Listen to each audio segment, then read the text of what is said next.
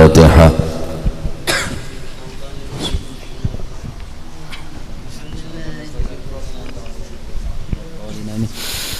أعوذ بالله من الشيطان الرجيم. بسم الله الرحمن الرحيم. إذا وقعت الواقعة ليس لوقعتها كاذبة خافضة رافعة إذا رجت الأرض رجا وبست الجبال بسا فكانت هباء منبثا وكنتم أزواجا ثلاثا فأصحاب الميمنة ما أصحاب الميمنة وأصحاب المشأمة ما أصحاب المشأمة والسابقون السابقون أولئك المقربون في جنات النعيم ثلة من الأولين وقليل من الآخرين على سرر موضونة متكئين عليها متقابلين يطوف عليهم ولدان مخلدون بأكواب وأباريق وكأس من معين لا يصدعون عنها ولا ينزفون وفاكهة مما يتخيرون ولحم طير مما يشتهون وحور عين كأمثال اللؤلؤ المكنون جزاء بما كانوا يعملون لا يسمعون فيها لغوا ولا تأثيما إلا قيلا سلاما سلاما وأصحاب اليمين ما أصحاب اليمين في سدر مخضود وضلح منضود وظل ممدود وماء مسكوب وفاكهة كثيرة لا مقطوعة ولا ممنوعة وفرش مرفوعة إنا أنشأناهن إنشاء فجعلناهن أبكارا عربا أترابا لأصحاب اليمين ثلة من الأولين وثلة من الآخرين وأصحاب الشمال ما أصحاب الشمال في سموم وحميم وظل من يحموم لا بارد ولا كريم إنهم كانوا قبل ذلك مترفين وكانوا يصرون على الحنث العظيم وكانوا يقولون إذا متنا وكنا ترابا وعظاما أئنا لمبعوثون أو آباؤنا الأولون قل إن الأولين والآخرين لمجموعون إلى ميقات يوم معلوم ثم إنكم أيها الضالون المكذبون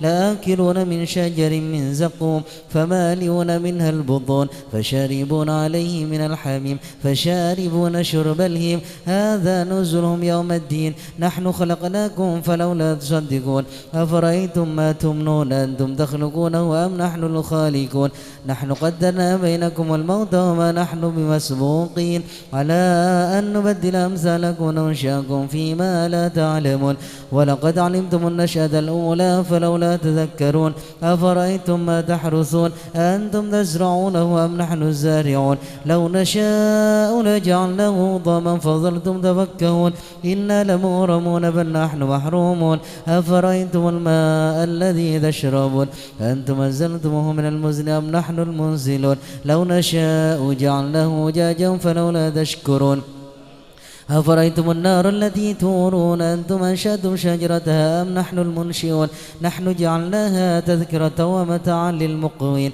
فسبح باسم ربك العظيم فلا أقسم بمواقع النجوم وإنه لقسم لو تعلمون عظيم إنه لقرآن كريم في كتاب مكنون لا يمسه إلا المطهرون تنزيل من رب العالمين أفبهذا الحديث أنتم مدهنون وتجعلون رزقكم أنكم تكذبون فلولا إذا بلغت الحلقوم وأنتم حينئذ تنظرون ونحن أقرب إليه منكم ولكن لا تبصرون فلولا إن كنتم غير مدينين ترجعونها إن كنتم صادقين فأما إن كان من المقربين فهو ريحان وجنة نعيم وأما إن كان من أصحاب اليمين فسلام لك من أصحاب اليمين وأما إن كان من المكذبين ضالين فنزل من حميم وتصلية جحيم إن هذا لهو حق اليقين فسبح باسم ربك العظيم اللهم صل وجوهنا باليسار ولا توهنا بالاقتار فنسترزق طالب رزقك ونستعظم شرر خلقك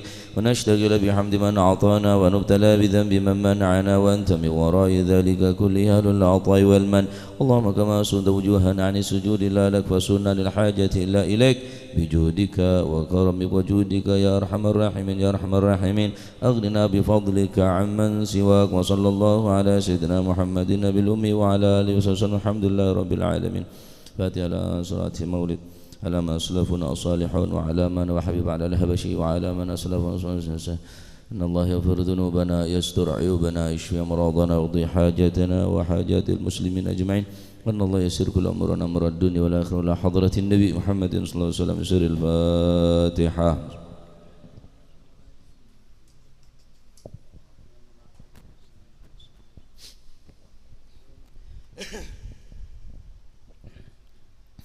يا ربي صل على محمد شرف بدر في الكون أشرف. يا ربي صل على محمد يا ربي صل عليه وسلم. صل على محمد كرم داع يدعو إلى الحق. يا ربي صل على محمد يا ربي صل عليه وسلم. صل على محمد المصطفى الصادق المصدق. يا ربي صل على محمد يا ربي صل عليه وسلم. صل على محمد أحلى الورى منطقا وأصدا.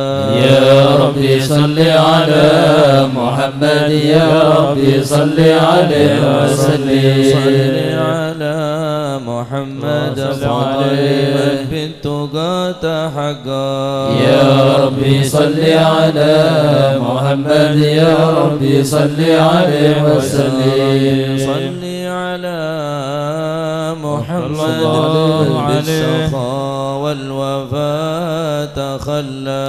يا ربي صل على محمد يا ربي صل عليه وسلم. صل على محمد وجمع من الشمل ما تفرق. يا ربي صل على محمد يا ربي صل عليه وسلم. صل على محمد وسهل ما قد تعود. يا ربي صل على محمد يا ربي صل عليه وسلم. صل على محمد وافتح من الخير كل مغلاق. يا ربي صل على محمد يا ربي صل عليه وسلم. صل على محمد وآله ومن بالنبي تعلى. يا ربي صل على محمد يا ربي صل عليه وسلم. محمد وآله ومن للحبيب عشا. يا ربي صل على محمد يا ربي صل عليه وسلم. صل على محمد وآل حبل النبي توثى. يا ربي صل على محمد يا ربي صل عليه وسلم. صل على محمد يا ربي صل عليه وسلم. يا ربي صل على محمد يا ربي صل عليه وسلم. اللهم صل وسلم وبارك عليه. أعوذ بالله من الشيطان الرجيم. بسم الله الرحمن الرحيم. إنا فتحنا لك فتحا مبينا ليغفر لك الله ما تقدم من ذنبك وما تأخر ويتم نعمته عليك ويهديك صراطا مستقيما. وينصرك الله نصرا عزيزا. لقد جاءكم رسول من أنفسكم عزيز عليه ما عنتم حريص عليكم بالمؤمنين رؤوف رحيم. يا رحيم. تولوا فقل حسبي الله لا إله إلا هو عليه توكلت وهو رب العرش العظيم. يا عظيم. إن الله وملائكته يصلون على اللهم صل النبي وسلم عليه. يا أيها الذين آمنوا صلوا عليه وسلموا تسليما. اللهم صل وسلم وبارك عليه وعلى السلام عليك زين الأنبياء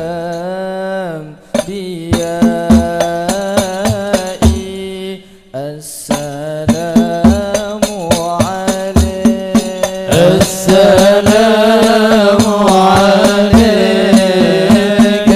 زين الأنبياء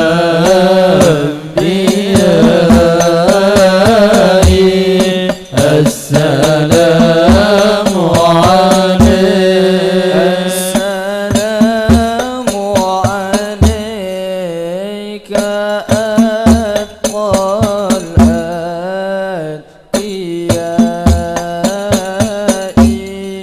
السلام عليك السلام عليك زين الأنبياء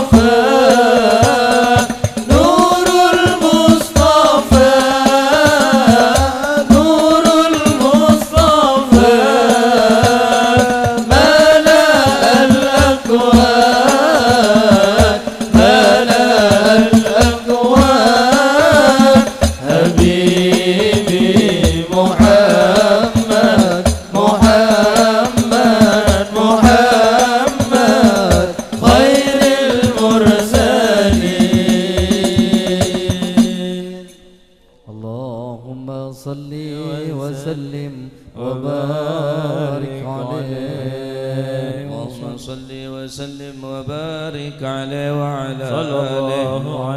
بسم الله الرحمن الرحيم. الحمد لله القوي سلطانه، الواضح برهانه، المبسوط في الوجود كرمه وإحسانه، صلى الله عليه مجده وعظم شانه.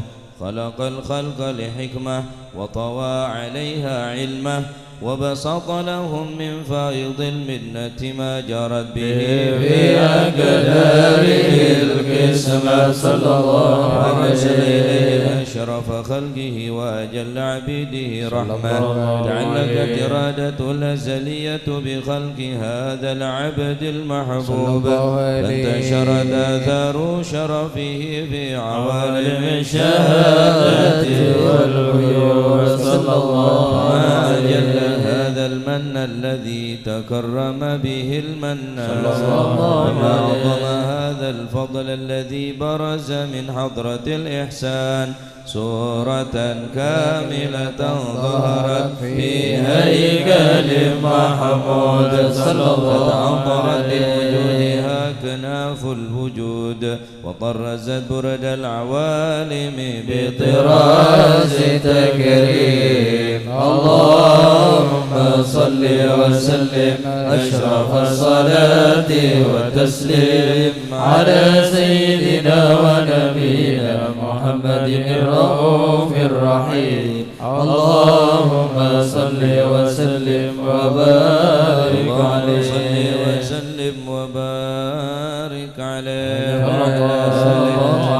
الحق في عالم قدسه الواسع تجليا قضى بانتشار فضله في القريب والشاسع، صلى الله عليه وسلم. الحمد الذي لا تنحصر أفراده بتعداد، ولا يمل تكراره بكثرة تصداد، حيث برز من عالم الإمكان صورة هذا الإنسان، يتشعر ثقلا وتنتشر أسراره في الأكوان. من سر اتصل به قلب منيب إلا من سوابغ فضل الله على هذا الحبيب. يا لقلب سروره قد توالى بحبيب أحمد لنا ونسالا. من شرف الوجود بنور غمر الكون بهجته والجمال، صلى الله عليه وسلم. في الحسن على مقام وتناهى في مجده وتعالى. لحظت العيون فيما اجتلته بشرا كاملا يزيح الضلال، صلى الله عليه وسلم. قد رأت رفعة في شؤونه وكمالا، الذي يبرز من حضرة الامتنان ما يعجز عن وصفه اللسان، ويحار في تعقل معاني الجلال. انتشر منه في عالم البطون والظهور ما ملأ الوجود الخلقي نور. فتبارك الله من إله كريم بشرتنا آياته بالذكر الحكيم ببشارة. لقد جاءكم رسول من أنفسكم عزيز عليه ما عنتم حريص عليكم بالمؤمنين رؤوف رحيم. يا رحيم البشارة وتلقاها بقلب سليم فقد هدي إلى صراط مستقيم. اللهم صل وسلم أشرف الصلاة والتسليم على سيدنا ونبينا محمد الرؤوف الرحيم. اللهم صل وسلم وبارك عليه. اللهم صل وسلم وبارك عليه. أشهد أن لا إله إلا الله وحده لا شريك له شهادة تعبى اللسان عما تضمنه الجنان من التصديق بها والإذعان صلى الله عليه وسلم.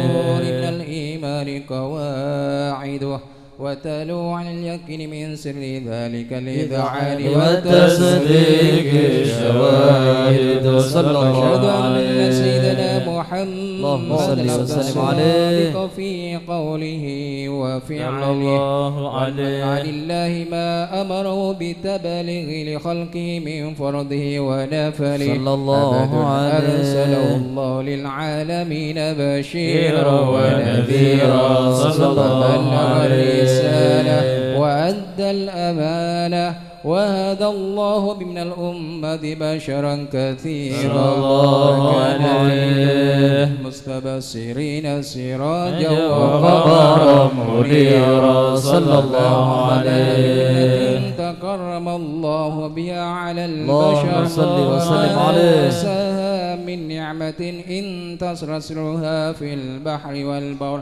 اللهم صل وسلم بعجل الصلوات وجمعها وأزكى التحيات ووسعها على هذا العبد الذي وفى بحق العبودية وابرز فيها في خلة الكمال وقام بحق الربوبية في مواتن الخدمة لله وكفل عليه غاية الإكبال صلى الله عليه. المصلي عليه به فينبسط في قلب ورسل تعلقه به وهبه ويكتب بها بعناية الله في حزبه وعلى آله وصحبه الذين ارتقوا صهوة المجد بقربه صلى الله عليه. إلى نشرف الأصل بوده وهبه ما أطر الأكوان بنشر ذكرهم نسيم. اللهم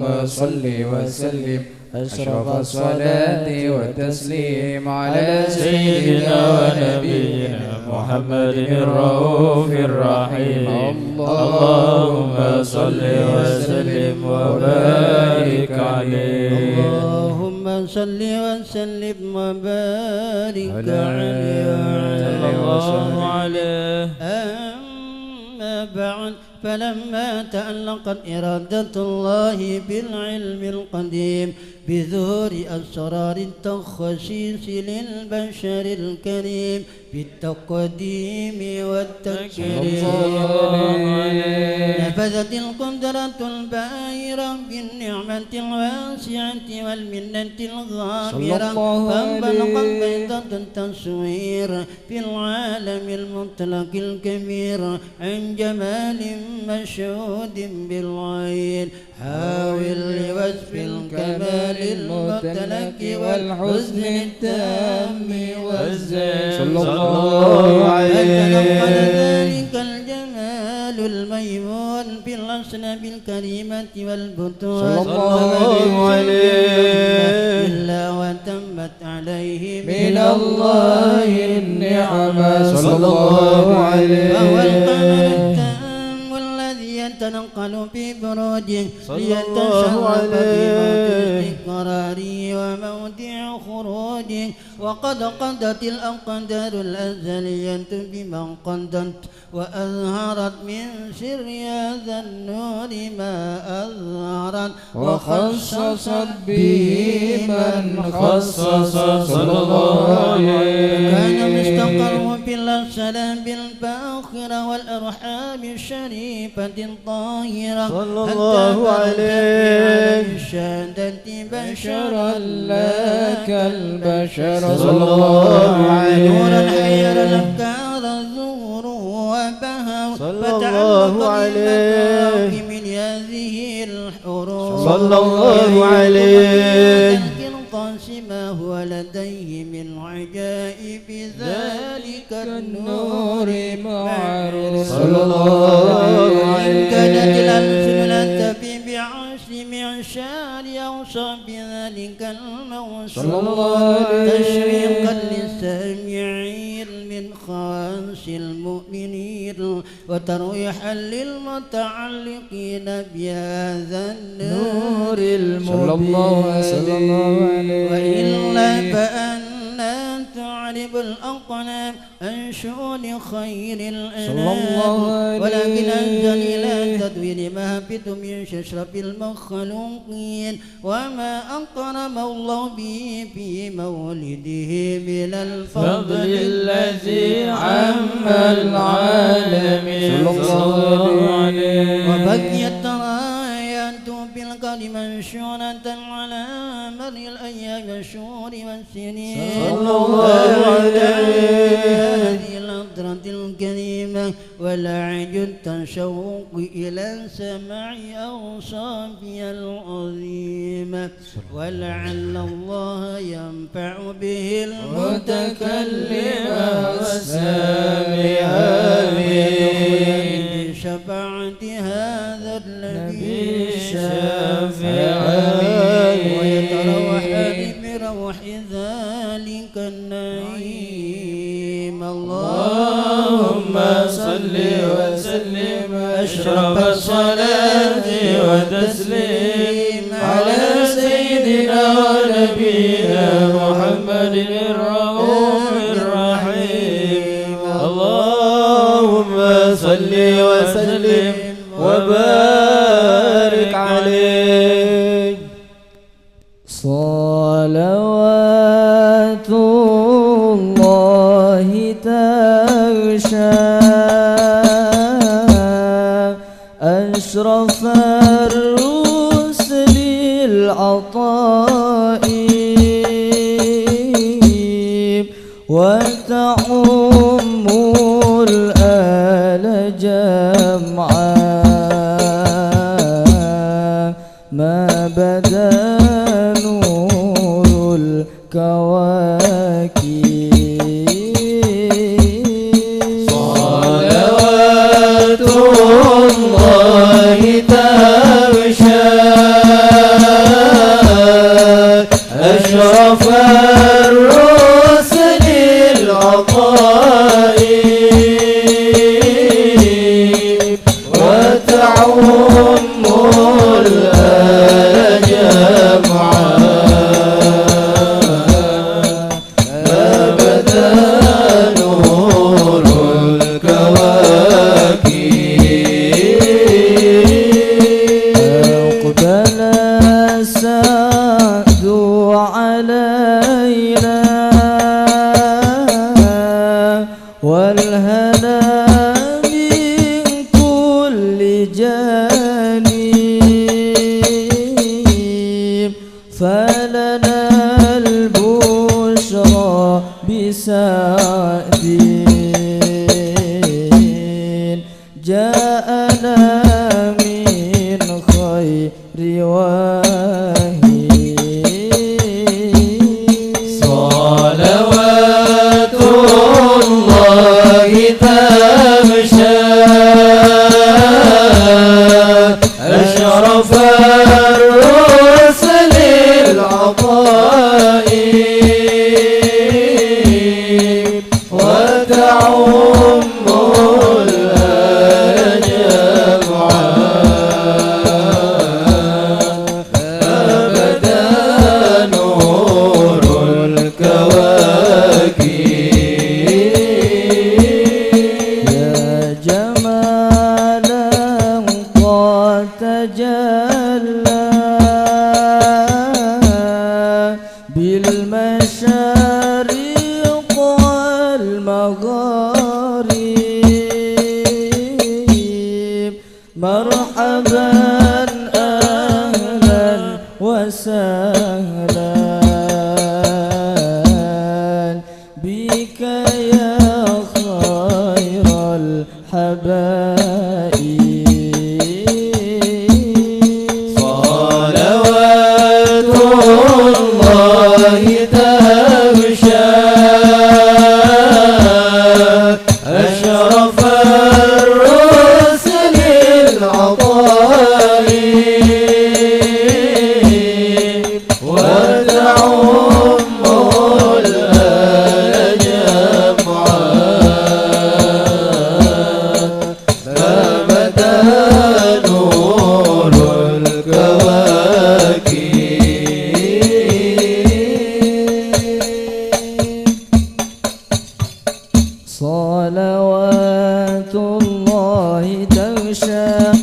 أشرف الرسل الأطائب وتعم الآل جمعا ما بدا نور الكواكب صلوات الله تغشى أشرف الرسل الأطائب وتعم الآل جمعا ما بدا نور الكواكب صلوات الله تغشى أشرف الرسل الأطائب وتعم الآل جمعا ما بدا نور الكواكب صلوات الله تغشى أشرف الرسل الأطائب وتعم الآل جمعا ما بدا نور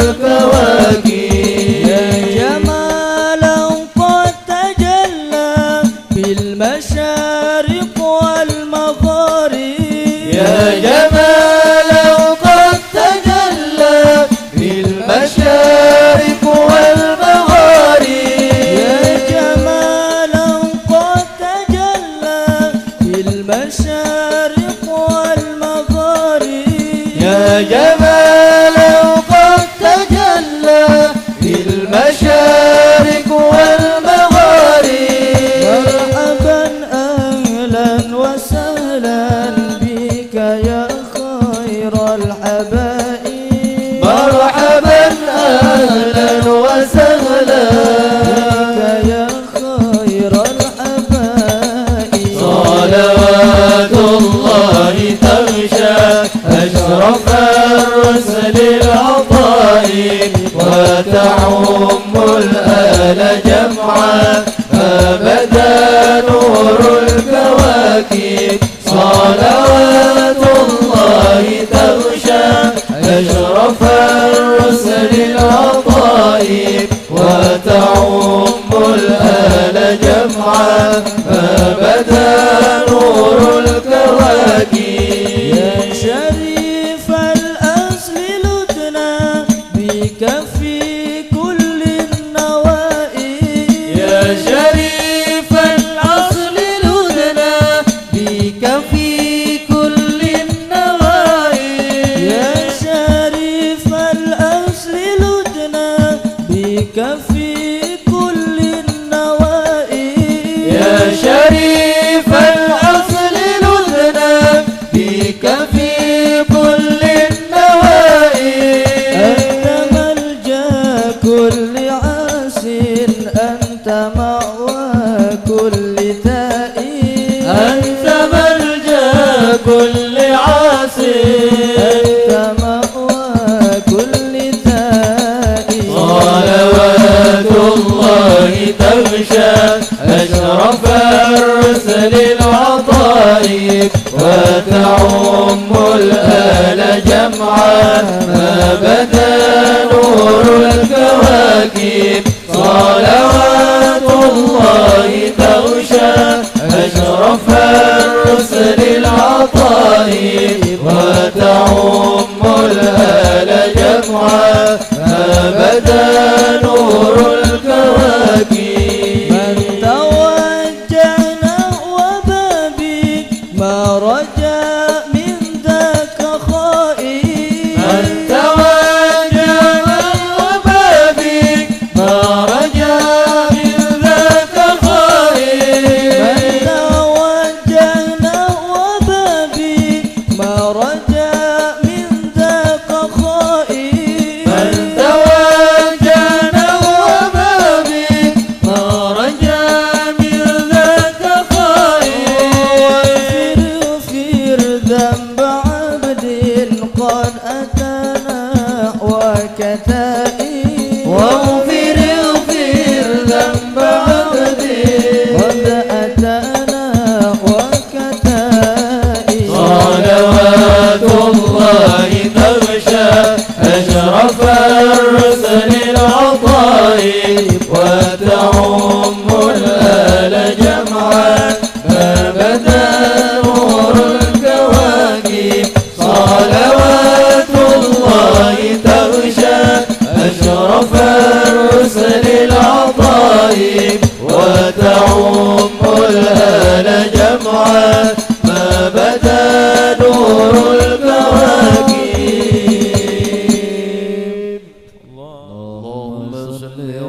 وسلم وبارك عليه وعلى آله وصحبه. وقد آن للقلم أن يحفظ ما حركته فيه الأنامل مما استفاده الفهم من صفات هذا العبد المحبوب الكامل وشمائل التي هي أحسن الشمائل. وهنا حسن أن نثبت ما بلغ إلينا في شأن هذا الحبيب من أخبار وآثار ليتشرف بكتابة القلم والقرطاس وتتنزه في حدائق الأسماع والأبصار. وقد بلغنا في الأحاديث المشهورة أن أول شيء خلقه الله هو النور المودع في هذه السورة.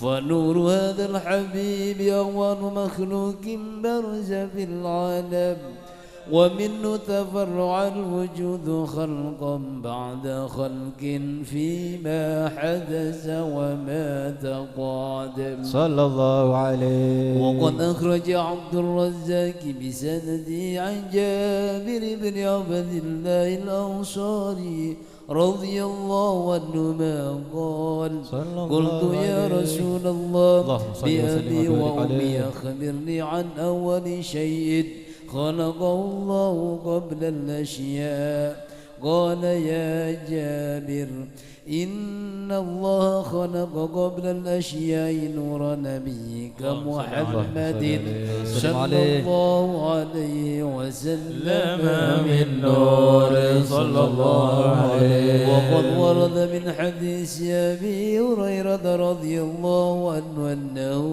قال صلى الله عليه قال رسول الله صلى الله عليه وسلم كنت أول النبيين في الخلق وآخرهم في البعث صلى الله عليه. وقد تعددت الروايات بأنه أول الخلق وجودا وأشرفهم مولودا صلى الله عليه. كانت السعادة الأبدية لها ملاحظة خفية اختصت من شاءت من البرية بكمال الخصوصية صلى الله عليه. فاستودعت هذا النور المبين أصلاب وبطون ما شرفت من العالمين صلى الله عليه. هذا النور من صلب آدم ونوح وإبراهيم عليه السلام حتى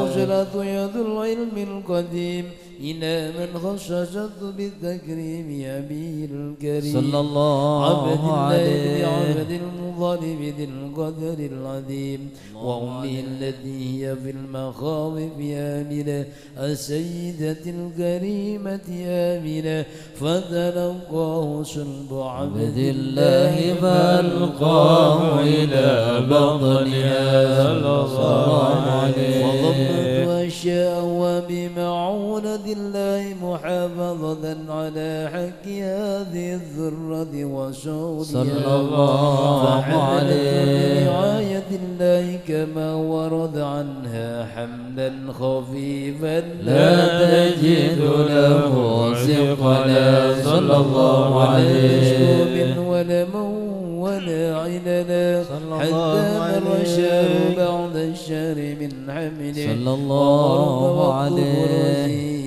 عالم الشهادة لتنبسط على أهل هذا العالم فيوضع فضل وتنتشر فيه آثار مجده الصميم. اللهم صل وسلم أشرف الصلاة والتسليم على سيدنا ونبينا محمد الرؤوف الرحيم. اللهم صل وسلم وبارك عليه. صل وسلم وبارك عليه وعلى آله. وعلقت به هذه الدرة المكنونة صلى الله والجوهرة المصونة والكون كله يصبح ويمسي في سرور وابتهاج بقرب ظهور إشراك هذا السراج والعيون متشوفة إلى بروزه متشوقة إلى التقاط جواهر كنوزه صلى الله عليه لقريش نطقت بفصيح العبارة صلى الله معلنة عليه بكمال البشارة وما من حامل حملت في ذلك صلى الله عليه في حملها بغلام من بركات وسعادة هذا الإمام صلى الله عليه ولم تزل الأرض والسماوات متضمخة بعطر الفرح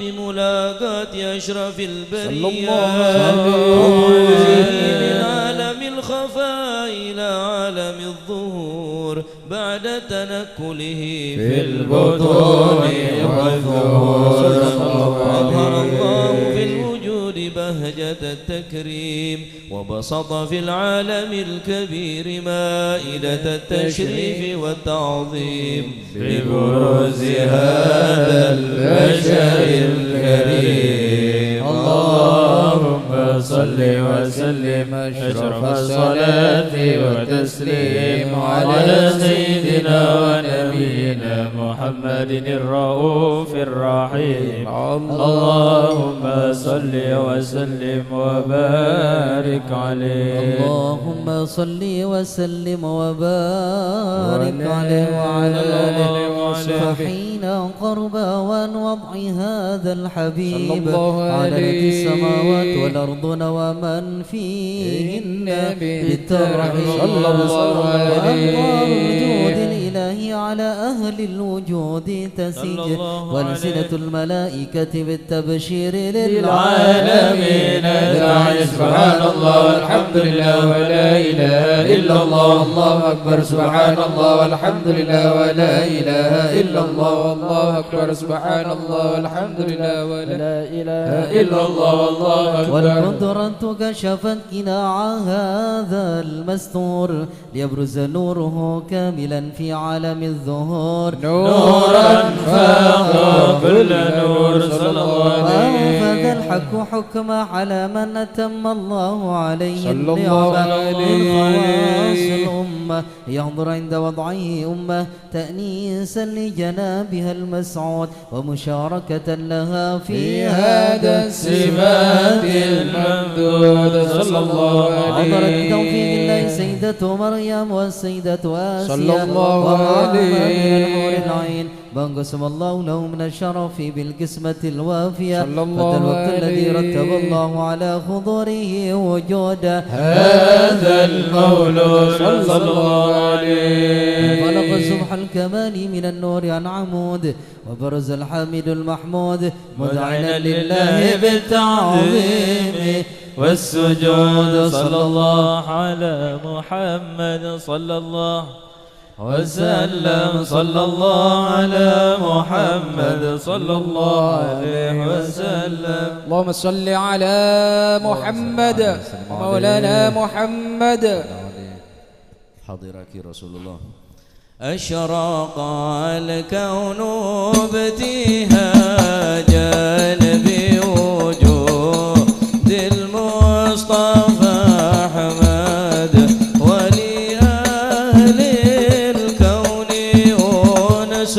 يا رسول الله وسرور قد تجدد يا نبي سلام عليك يا رسول سلام عليك يا حبيب سلام عليك يا رسول الله صلوات الله عليك فاضربوا يا أهل المثاني فهزار اليمن غراد واستضيئوا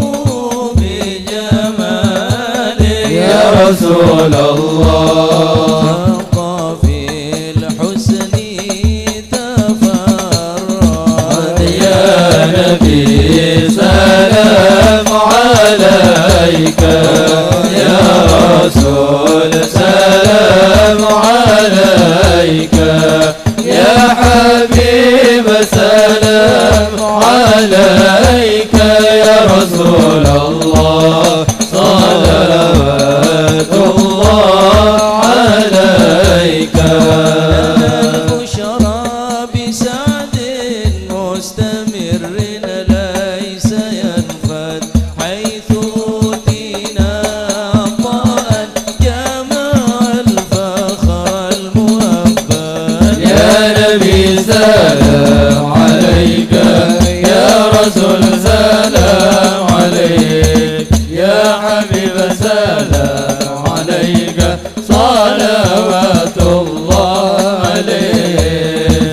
لربي كل حمد جل يحصره العاد إذا حبانا بوجود المصطفى الهادي محمد. يا نبي سلام عليك يا رسول سلام عليك يا حبيب سلام عليك صلوات الله عليك.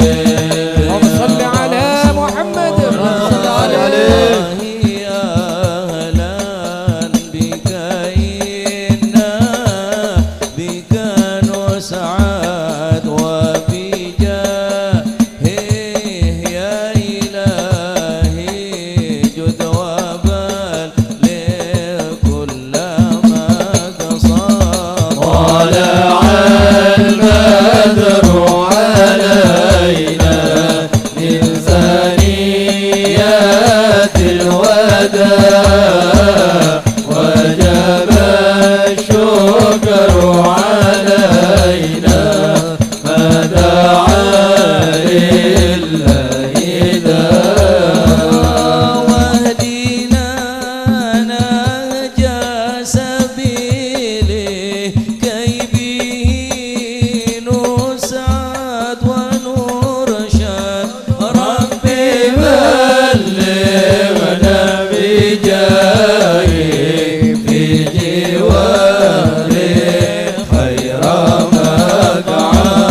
طلع البدر علينا من ثنيات الوداع وجب الشكر علينا ما دعا لله داع. مرحبا يا مرحبا يا نور العين مرحبا جد الحسين مرحبا مرحبا مرحبا يا مرحبا يا نور العين مرحبا جد الحسين مرحبا مرحبا. كريم الأرواح منا وكريم الأرواح منا بلقاء خير الأنام. مرحبا مرحبا يا مرحبا يا نور العين مرحبا جد الحسين مرحبا مرحبا. وكريم الأرواح منا وكريم الأرواح منا بلقاء خير الأنام. مرحبا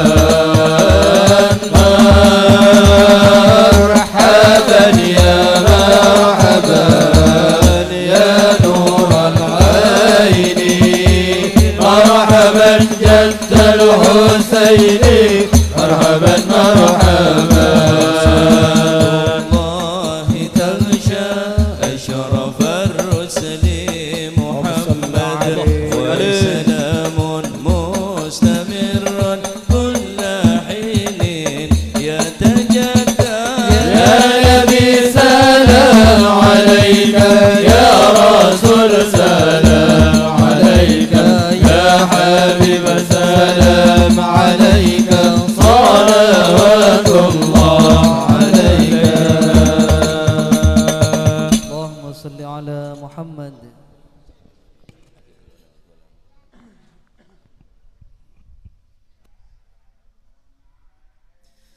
Bismillah, alhamdulillah, salatu wassalamu ala rasulillah Sayyidina maulana wa habibina wa syafi'ina rasulillah Muhammad ibni Abdullah, la hawla wa la quwata illa billah. Radiyallahu ankum wa qala radiyallahu an qala al-ulama qila li ahadis salihin, ditanyakan kepada salah satu seorang yang soleh, limadza tahtazzu inda sima'i madhin nabiy sallallahu alaihi wasallam, limadza, kenapa badanmu tahtazzu, gemetar, inda sima'i madhin nabiy sallallahu alaihi wasallam, setiap kali engkau mendengarkan pujian-pujian untuk baginda Nabi sallallahu alaihi wasallam. Qala, maka ahadus salihin tersebut menjawab, is'alu Jabal Uhudin, jika engkau ingin mengetahui jawabanku kenapa badanku gemetar jika aku mendengar pujian kepada Nabi, is'alu, maka bertanyalah Jabal Uhudin, bertanya kepada gunung Uhud. Bagaimana ini menggambarkan kecintaan daripada seseorang kepada junjungan Nabi besar Muhammad SAW. Setiap mendengar pujian kepada Nabi tahtaz, maka badan geluk ngeter, ekatelak ngeter. Kenapa mak ngeter? Karena dahsyat rasa mahabbah, cinta dekat Gusti Kanjeng Nabi SAW. Bukan berlebih-lebihan ya kan? Aneka manusiawi yang mempunyai batin, yang mempunyai iman. Dan gemetar yang semacam ini terjadi bukan hanya kepada manusia, akan tetapi kepada makhluk yang tidak bernyawa. Fahtazzal arsyu taraban wastibashara wasdadal kursi yuhaibatan wa waqara wamtala'atis samawati wal arduna wamtala'atis samawati wal anwara wa dhajjatil malaikatu tahlilan wa tamjidan istighfar. Fahtazzal arsyu, yahtaz, aras pun gemetar ketika detik-detik kelahiran daripada Rasulullah SAW. Kalau aras saja yang tidak mempunyai hati, aras yang tidak mempunyai naluri, makhluk ciptaan yang tidak bernyawa mampu gemetar ketika mendengar daripada kelahiran Nabi. Bagaimana dengan kita ya akhwan? Sandi akal pikiran, sandi ate, sandi iman, dan kadang cenderung bosan dengan maulid, merasa cukup dengan bacaan maulid. Bukankah Jabal Uhud ketika Rasulullah sallallahu alaihi wasallam berada di atas gunung Uhud, maka Rasulullah sallallahu alaihi wasallam mengatakan kepada para sahabat, saksikanlah wahai para sahabat bagaimana cintanya Uhud kepadaku. Ketika Rasulullah SAW berada persis di atas gunung Uhud, maka gunung Uhud ini kebergoncang, pindah nganan, Rasulullah pindah ngiri, pindah ngiri, Rasulullah pindah nganan si gunung Uhud. Batu yang tidak mempunyai hati, batu yang tidak mempunyai akal fikiran, begitu cintanya kepada Rasulullah SAW. Seakan-akan menunjukkan gunung Uhud tadi itu tidak mampu berpisah daripada Rasulullah. Terus aguli. terus berguncang saatnya gunung Uhud nih kan. Akhirnya Rasulullah SAW agedeg sokona dekat gunung Uhud seraya mengatakan itsbat ya Uhud, nengeneng wahai Uhud. Fa wallahi situng gunung sebekal masuk surga cuma bentuk Uhud. Maka tenang Uhud, diam Uhud. Bagaimana kejadian-kejadian yang semacam ini terjadi kepada benda-benda yang tidak bernyawa? Mimbar sebiasa elengki Kanjeng Nabi, karena para sahabat menilai mimbar nika kurang rajut, semakin banyak umat Islam, banyak orang-orang yang masuk Islam, mimbar nika ampun tak memadai, sehingga saya budi tak ketinggal ke Rasulullah SAW. Akhirnya sahabat menggantikan daripada mimbar Nabi yang lebih besar, yang lebih tinggi. Maka apa yang terjadi? Ketika mimbar nika dipindah di luar Masjid Nabawi, terdengar setiap kali Rasulullah SAW naik ke mimbar, terdengar sekali suara rintihan daripada anak kecil, seakan-akan anak kecil kebingungan ditinggal oleh seorang ibu. Aginggi. Para sahabat pun ngeding, Arya tangisan dari mimbar ya. Esare turun Rasulullah SAW dari mimbar, menenangkan kajuh sepernah tekuk ben etengkek ben Kanjeng Nabi. Maka Kanjeng Nabi ada bu, cek saking kok tak metenang dek kajuriah, demi Allah sampai kiamat tetap nangis nih kan. Hakadha halul muhibbin ya ikhwani. Begitulah orang yang cinta kepada Rasulullah SAW. Nah, bagaimana kita mengukur cinta kita? Beda cara, beda tesa. Biqadril ma'rifah takunul mahabbah, wa biqadril mahabbah ya'dhumu talibul liqa. Dengan kadar kenal kita kepada Rasulullah, takunul mahabbah, maka akan terwujud rasa cinta kepadanya. Wa biqadril mahabbah, dengan kadar cinta kita kepada Rasulullah, ya'dhumu, akan membesar talibul liqa, mereka yang ingin berjumpa dengan Rasulullah SAW. Sekedar seberapa nilai, seberapa kekuatan cinta kita kepada Rasulullah. Segemek persen, 50%.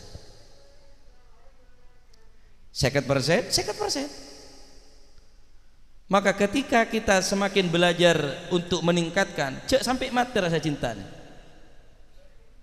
walaupun tak sampai ngeter badan nih, paling tidak beda hentakan, beda rasa, beda nyambung dek bacaan saya baca dari awal sampai akhir, sehingga iman semakin kuat, mahabbah semakin hebat. Mun semakin hebat, semakin kuat terus ketemu nah. Yaqdatan wa manaman, cita-citaan cuma situ. Terus ketengal wajahnya Rasulullah sallallahu alaihi wasallam. Yaqdatan wa manawa, baik dalam keadaan sadar atau keadaan tidur, cita-citaan cuma ini ketok. Seberapa kekuatan cinta? Cinta seberapa kekuatan kenal?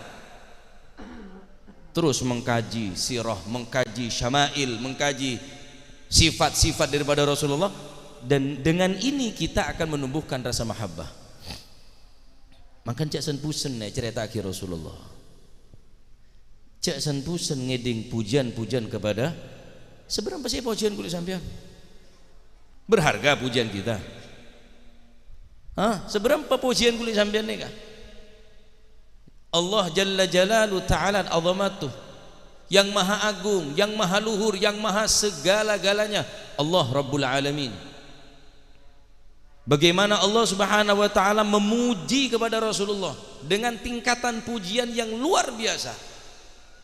Wa innaka la'ala khuluqin azim. Sifat Allah azim nikah egalaraki dekat Rasulullah al-azim. Wa innaka la'ala khuluqin azim. Berapa banyak di dalam Al-Quran pujian tentang Rasulullah daripada Allah Subhanahu wa Ta'ala, memuji secara langsung. Tidaklah Allah Subhanahu wa Ta'ala memanggil nama baginda Nabi sallallahu alaihi wasallam kecuali dengan panggilan Nabi atau dengan panggilan yang lain. Ya ayyuhal muzammil, ya ayyuhal muddathir, ya ayyuhan nabiyyu, inna arsalnaka syahidan wa mubasyiran wa nadhira wa da'iyan ila Allah biiznihi wa sirajan munira. Ya ayyuhar rasulu. Nabi-nabi selain panggil bi nyamana, ya Musa khudhil kitaba biquwah, ya Ibrahim, ya Adam uskun anta wa zaujukal jannah. Lamun beda kata-kata Muhammad panggilan cuma ikhbar, wa ma Muhammadun illa rasul sallallahu alaihi wa alihi wasallam.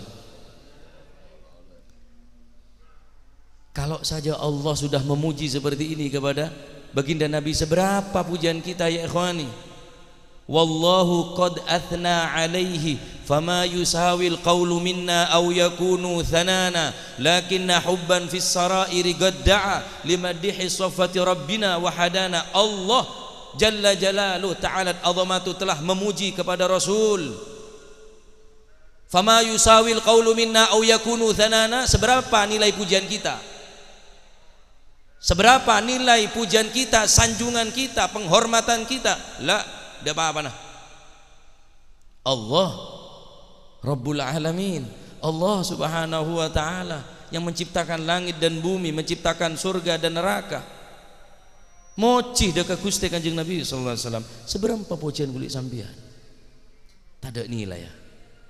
Lakinna hubban fis sarairi gadda'a limadihi safati rabbina wa hadana.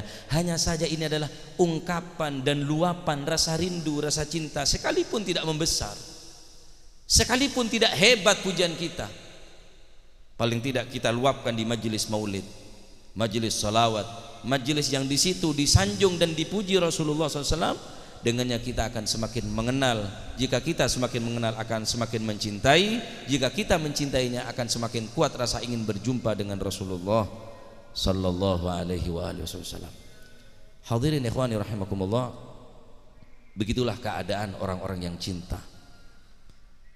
Bagaimana keadaan seorang sahabat yang waktu itu melakukan peperangan yang sangat dahsyat, sehingga ada anak kecil, anak muda, kanak kene sebelum belik. Nabi tak salah Sayyidah Humaisah bila mempunyai suami ikut ke medan peperangan, mantoh anak norok ke medan peperangan, bahkan beliau tibi norok ke peperangan untuk mengobati para sahabat saat mereka kening pedang, kening tusukan pedang atau kening pasar, kening tombak. Orang bine dengan kekuatan iman dan kekuatan mahabbah norok ke medan perang. Maka anak ni yocol jalan jong berangkat perang nak. Ketika neng medan peperangan dengan semangatnya masuk ke jantung musuh, maka apa yang terjadi? Kepala beliau hampir saja lepas daripada lehernya, separuh cetakan nikah ail-kail. Dengan keadaan yang seperti ini, putra Sayyidah Humaisah kena entar ke ibu, ya ummah, ya ummah. Maka ibu natanya, madza turid minad dunya? Ban ki abali boleh apa sesar dari dunia? Kita apa boleh dari dunia ban? Bagi abali jong. Punten ya ummah, kaulah oneng sekejap ki kula saya itu. Sampai anak kirim salam napa dak Gusti Rasulullah sallallahu alaihi wasallam. Kula sekejap ki saya itu wahai ibu. Kulentar ke sampian akhirnya masalah menapa dekat Rasulullah sallallahu alaihi wasallam. Bet cetak ke ben ibu. Pamapan berangkat cong kirim salam kangen, salam rindu ke Rasulullah sallallahu alaihi wasallam. Allahu Akbar. Semakin kenal semakin cinta. Semakin cinta semakin kuat rasa ingin berjumpa. Percuma masuk surga tapi tak apangki bi Gusti Kanjeng Nabi.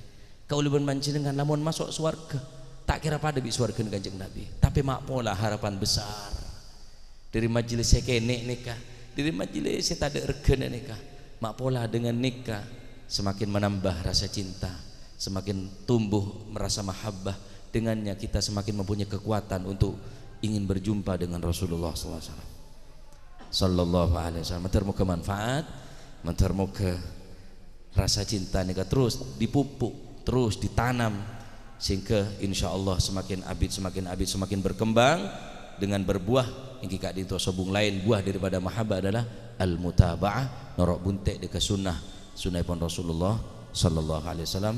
Wa sallallahu alaihi wasallam Muhammad walhamdulillahi rabbil alamin.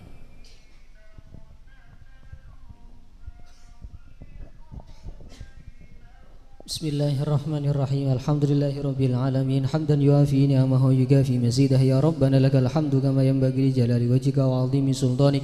اللهم صل وسلم على سيدنا محمد في الأولين والآخرين وصل وسلم على سيدنا محمد في كل وقت وحين وصل وسلم على سيدنا محمد في الملأ الأعلى إلى يوم الدين وصل وسلم على سيدنا محمد وعلى آله وصحبه أجمعين. ولما نظم الفكر من ضروري الأوصاف المحمدية عقودا توجهت إلى الله متوسلا بسيدي وحبيبي محمد صلى الله عليه وسلم أن يجعل سعي فيه مشكورا وفعلي فيه محمودا وأن يكتب عملي في الأعمال المقبولة وتوجهي في التوجهات الخالصة والصلات الموصولة. اللهم يا من إليه تتوجه الآمال فتعود ظافرة ولا باب عزته تحت الرحال فتغشاها منه الفيوضات الغامرة. نتوجه إليك بأشرف الوسائل لديك سيد المرسلين عبدك الصادق الأمين سيدنا محمد الذي عمت رسالته العالمين أن تصلي وتسلم على تلك الذات الكاملة مستودع أمانتك وحفيظ سرك وحامل راية دعوتك الشاملة الأب الأكبر المحبوب لك والمخصص بالشرف الأفخر في كل موطن من مواتن القرب ومظهر قاسم إمدادك في عبادك وساكي كوس إرشادك لأهل ودادك سيد الكونين وأشرف الثقلين العبد المحبوب الخالص المخصوص منك بأجل الخصائص. اللهم صل وسلم عليه وعلى آله وأصحابه وأهل حضرة اقترابه من أحبابه.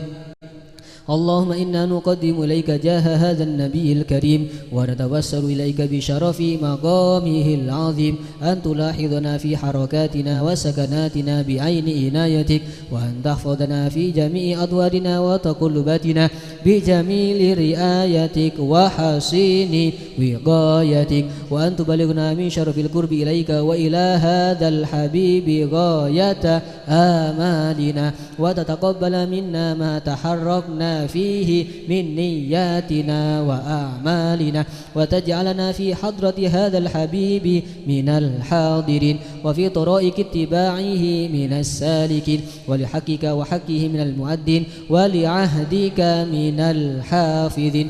اللهم إن لنا أطماعا في رحمتك الخاصة فلا تحرمنا وظنونا جميلة هي وسيلتنا إليك فلا تخيبنا. آمنا بك وبرسولك وما جاء به من الدين وتوجهنا به إليك مستشفئين أن تقابل المذنب منا بالغفران والمسيء بالإحسان والسائل بما سأل والمؤمل بما أمل وأن تجعلنا ممن نصر هذا الحبيب ووازره وواله وظاهره وعم ببركته وشريف وجهاته أولادنا ووالدينا وأهل كترنا ووالدينا وجميع المسلمين والمسلمات والمؤمنين والمؤمنات في جميع الجهات وأدم راية الدين القويم في جميع الأقدار منشورة ومعالم الإسلام والإيمان بأهلها معمورة معنى وسورة واكشف اللهم كربة المكروبين واقضي دين المدينين واغفر للمذنبين وتقبل توبة التائبين وانشر رحمتك على عبادك المؤمنين أجمعين واكفي شر المعتدين والظالمين